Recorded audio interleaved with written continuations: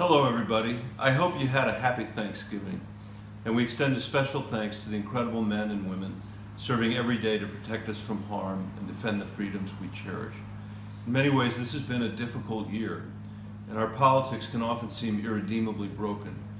But Thanksgiving is also a time to step back and remember that we have so much more in common than the partisan bickering that fills our television screens. I know that all of us sitting around the Thanksgiving table want something better for our kids and our grandkids, to leave them a country with a future brighter than its past. But that will only be true if we do for them what our parents and grandparents did for us.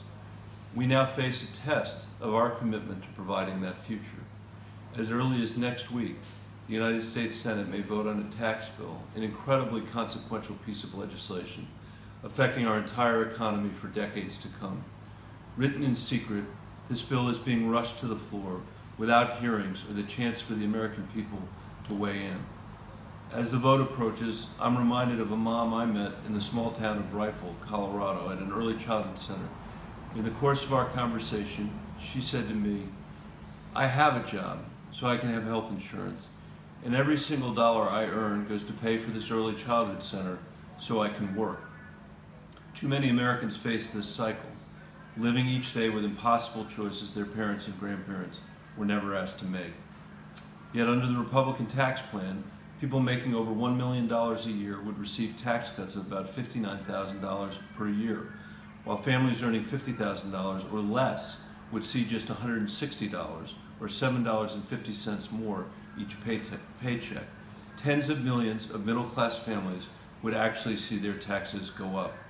And even though sabotaging our healthcare system has no place in a tax bill, Republicans doubled down by adding a provision at the last minute that would cause 13 million Americans to lose health insurance and premiums to rise by 10%. The central challenge with our economy is not that people at the top don't have enough. It's that incomes for everyone else, like that mom in Rifle, haven't kept pace with rising costs of housing, healthcare, higher education, and childcare. The question before us is, are we going to ease that burden or add to it?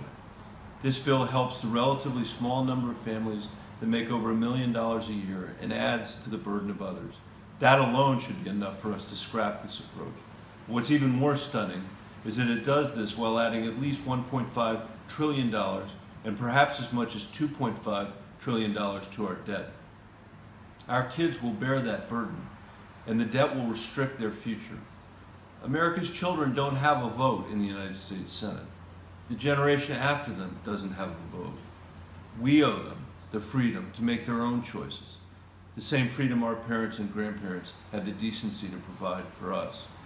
And that's why I hope you're well rested, because this week we'll need to raise our voices and fight for the future. Democrats are committed to working in a bipartisan way to accomplish responsible tax reform that actually grows our economy and creates jobs. But the partisan bill that's in front of us is the opposite of what we need.